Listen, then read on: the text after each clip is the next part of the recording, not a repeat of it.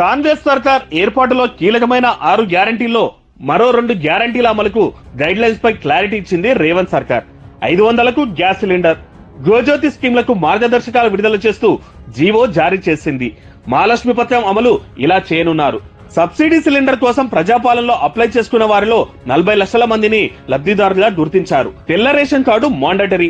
3 ఏళ్లుగా వినియోగించిన సిలిండర్ల సగటు ఆధారంగా గ్యాస్ కేటాయించనున్నారు. సిలిండర్ కి మొత్తం డబ్బు ముందు చెల్లించాలి, ఆ తర్వాత ఖాతాలోకి సబ్సిడీ వస్తుంది. గ్యాస్ సబ్సిడీని ప్రభుత్వం నేరుగా ఎల్పీజీ సంస్థలకు ఇస్తుంది. కంపెనీలు వినియోగదారుల ఖాతాలో వేస్తాయి.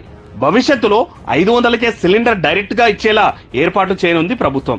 నేషనల్ పేమెంట్ పోర్టల్ ద్వారా 48 గంటల్లోనే వినియోగదారుల అకౌంట్లోకి సబ్సిడీ అమౌంట్ రానుంది. జిల్లా కలెక్టర్ ఈ పథకాన్ని మానిటరింగ్ చేయనున్నారు. ప్రజాపాలన పోర్టల్, సివిల్ సప్లై డిపార్ట్మెంట్ సబ్సిడీని లబ్ధిదారుల వారుగా విడుదలకు ఏర్పాటు చేస్తుంది గవర్నమెంట్.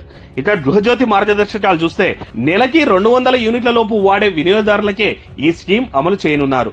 ప్రజాపాలనలో వచ్చిన అప్లికేషన్లకే అమలు చేసే విధంగా ప్రభుత్వం ఏర్పాటు చేస్తోంది. రేషన్ కార్డ్, ఆధార్ కార్డులను కరెంటు కనెక్షన్ తో లింక్ చేసి అప్రూవ్ అయిన వారికే ఈ స్కీమ్ వర్తింపజేయనున్నారు. నెలవారీ బిల్లులో 200 యూనిట్ల లోపు ఉంటేనే వారికి జీరో బిల్లింగ్ ఇస్తారు. బిల్లులో పేర్లు మార్చాల్సిన అవసరం అయితే లేదు.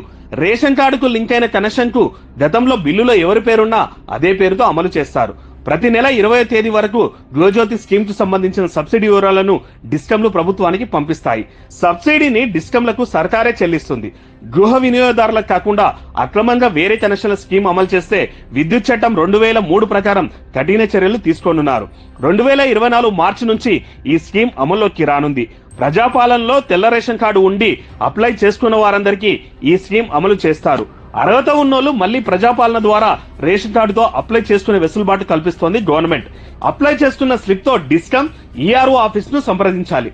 వెరిఫికేషన్ తో ఎలిజిబుల్ అని తేలితేనే గృహజ్యోతి స్కీమ్ అమలు చేసేలా పకడ్బందీగా ప్రణాళికలు రూపొందిస్తుంది రేవంత్ సర్కార్.